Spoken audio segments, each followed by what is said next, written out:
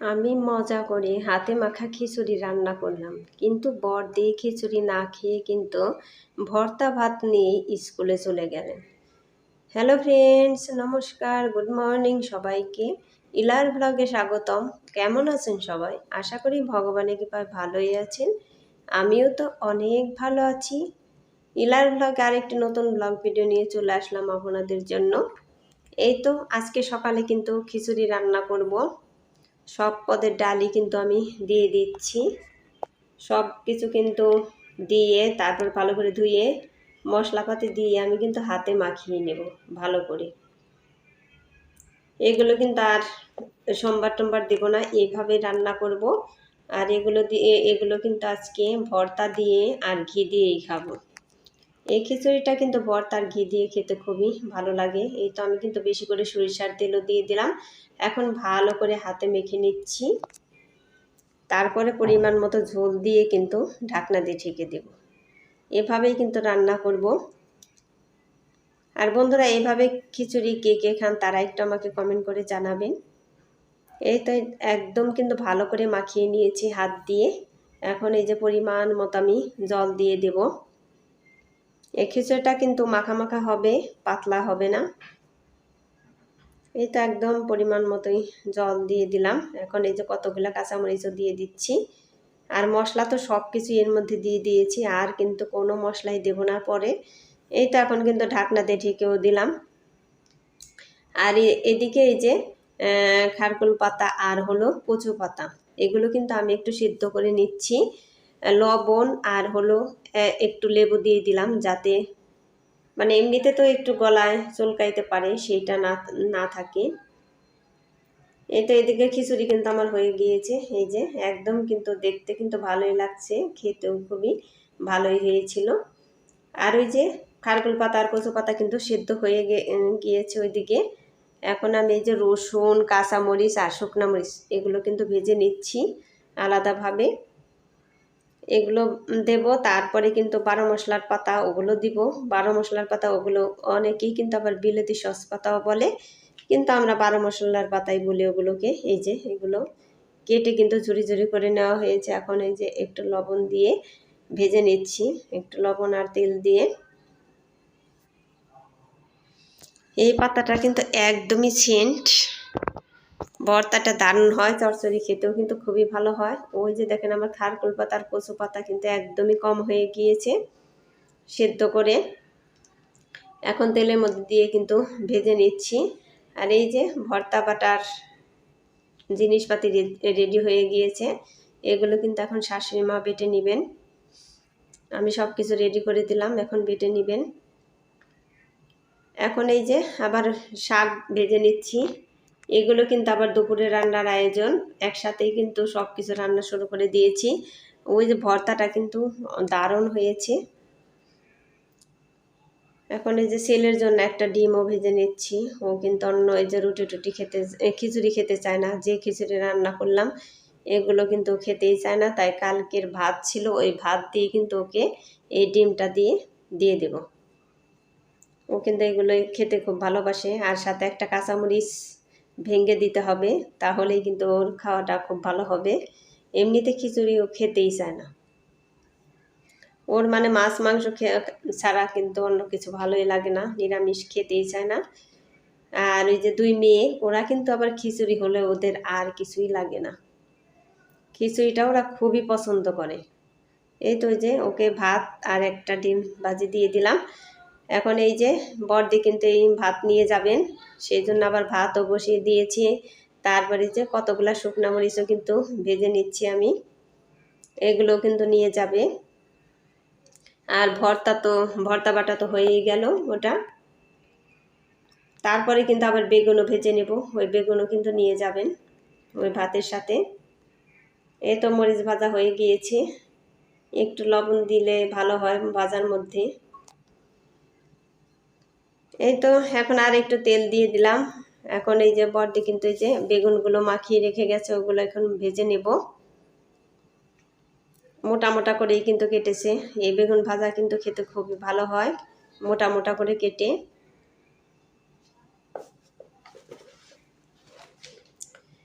হাতে মাখা মজা করে দারুণ খিচুড়ি রান্না করলাম, কিন্তু ওই খিচুড়ি না খেয়ে কিন্তু বর্দি ভর্তা ভাত নিয়েই স্কুলে চলে গেল।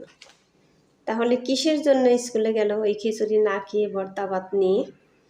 পুরো ভিডিওটাই দেখতে থাকেন সবাই, তাহলে বুঝতে পারবেন। আর বন্ধুরা, একটা লাইক দিয়ে আমার ভিডিওটি কন্টিনিউ করবেন। আপনাদের একটা লাইকে আমার ভিডিওটি এগিয়ে যেতে সাহায্য করবে। আর ভিডিওটি স্কিপ না করে পুরোটাই দেখবেন, আশা করি ভগবানের কৃপায় অনেক ভালোই লাগবে।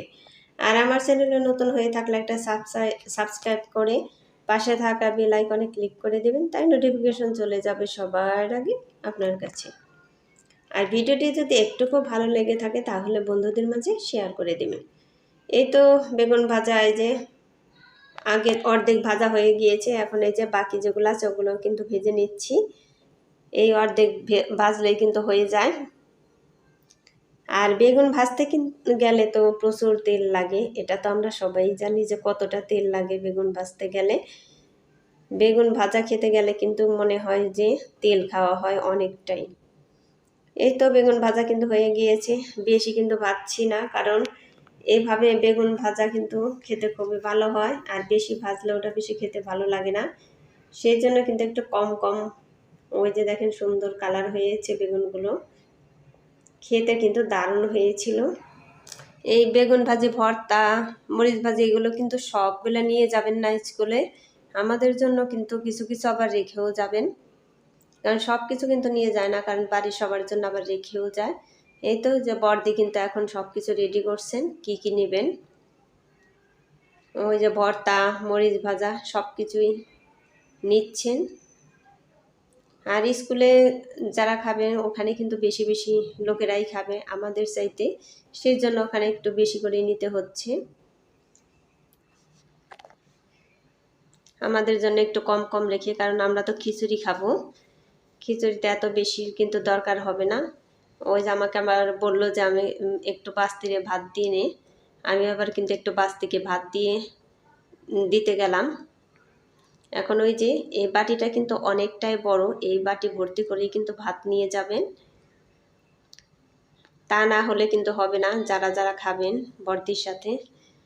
এটা ওই যে আরেকটা ছোট বাটি আনলেন, এইটাই করে নাকি দুইজনে খাবেন, বর্দি আর বর্দির আরেকজন বান্ধবী, এই দুইজনে কিন্তু খাবে, সেই জন্য এই বাটিতে আবার নিচ্ছেন। মানে যতগুলা ভাত রান্না করছি সবগুলাই কিন্তু ভাত নিয়ে গেলেন এখন। আর এই যে বেগুন ভাজি ভর্তা আর হলো মরিচ ভাজি, এগুলোতেই কিন্তু খাবে। আর করলা ভাজি এগুলো কিন্তু আমাদের বাড়ির জন্য দুপুরের খাবারের জন্যই রান্না করছি। এখন এই যে মাছের তরকারি, আজকে হচ্ছে সিলভার কাপ মাছ রান্না করব। সিলভার কাপ মাছ এগুলো কিন্তু খুবই ভালো ছিল মাছ। এই সিলভার কাপ মাছ কিন্তু একদম ছোট মাছ খেতে একদমই ভালো লাগে না, সেই জন্য একটু বড় হলে খেতে ভালোই লাগে। এই সিলভার কাপ মাছে কিন্তু তেল অনেকটা কম, সেই জন্য কিন্তু রান্না করতে তেল একটু বেশি লাগে, একটু বেশি তেল দিয়ে রান্না করলে এই মাছ খুবই ভালো লাগে। আর এই মাছ ভাজা খেতে না বেশি ভালো লাগে, সেই জন্য কিন্তু আমরা বেশিরভাগই এই মাছ ভাজিই খাই। এই মাছের তরকারিটা রান্না করব আলু ধুন্দুল ডাঁটা দিয়ে, এই ধরনের সবজি দিয়ে কিন্তু রান্না খুবই ভালো হয়। আলু ডাঁটা ধুন্দুল এইগুলো দিয়ে কিন্তু রান্না করছিলাম, খেতে ভালোই হয়েছিল তরকারিটা। আর মাছ তো একদম ছোট ছিল না, ভালোই বড় ছিল, ওই যে পিসগুলো কিন্তু ভালোই বড় বড়। এই তো মাছগুলো কিন্তু আমি একটু ভালো করে ভেজে নিলাম। আর আমার মাছ, এই ধরনের মাছ কিন্তু একটু ভালো ভাজা না হলে খেতে একদমই ভালো লাগে না। এই তো মাছগুলো ভাজা কিন্তু হয়ে গেছে, এখন উঠিয়ে নিলাম, এখন বাকিগুলো আবার ভেজে নিব। আর এতটাই গরম ছাড়ছে, গরমে কিন্তু এই ধরনের মাছ খেতে না একদমই ভালো লাগছে না, এরকম বড় বড় মাছ খেতে না একদমই ভালো লাগছে না, মাছের তরকারি খেতেও ইচ্ছে করছে না। ওই ডাল টক এগুলো খেতেই কিন্তু ভালো লাগে। প্রচুর গরম ছাড়ছে আমাদের এখান দিয়ে। আর কাদের এখান দিয়ে অনেক গরম ছাড়ছে তারা একটু বলবেন কমেন্ট করে। আর ভাদ্র মাসের গরমটা তো অনেকটাই গরম, সেটা তো আমরা সবাই জানি। এখন কয়েকদিন ধরে 2-3 দিন ধরে কিন্তু বৃষ্টি হচ্ছে না, আজকে তারপরে একটু হয়েছে বৃষ্টি। আর রোদ উঠছে তো সেই জন্য গরমটাও প্রচুর। এই তো মাছগুলো কিন্তু ভাজা হয়ে গিয়েছে। এখন তরকারিটা রান্না করব। আর একটু তেল দিয়ে দিলাম। এখন এই যে আলুগুলো আগে দিয়ে দেব। আলুগুলো আগে ভেজে তারপরে কিন্তু ডাঁটা ধুন্দুল এগুলো দিয়ে দেব। এই সব কিছু কিন্তু শাশুড়ি মাই রেডি করে দিয়েছেন। আসলে একজনে যদি রেডি করে দিয়ে থাকেন তাহলে কিন্তু রান্না বান্না করতে অনেকটাই সুবিধা হয়। এই তো আলুগুলো কিন্তু আমার ভাজা হয়ে গিয়েছে। এখন এই যে ধুন্দুল ডাঁটা এগুলো দিয়ে দিলাম। এই ধরনের তরকারি যতই টেস্ট হোক আমার কিন্তু একদমই খেতে ইচ্ছে করছে না। আমার শাশুড়ি মারও নাকি খেতে ইচ্ছে করছে না গরমের মধ্যেই মাছ টাছ। আমারও খেতে ভালোই লাগছে না। তারপরেও খেতে হয়, করার তো কিছু নাই। রান্না করলে তো খেতেই হবে, তাই না? আর প্রতিদিন কি আর ডাল রান্না করা যায়? তারপরে এক আধ দিন বাদ যায়। আমার মেয়েও কিন্তু একদমই খেতে চায় না এই ধরনের মাছ, ও ডালটাই বেশি পছন্দ করে। এই তো মাছগুলো দিয়ে দিলাম। যাই হোক, ভিডিও এখানেই শেষ করছি। সবাই ভালো থাকবেন, সুস্থ থাকবেন। Tata, bye bye.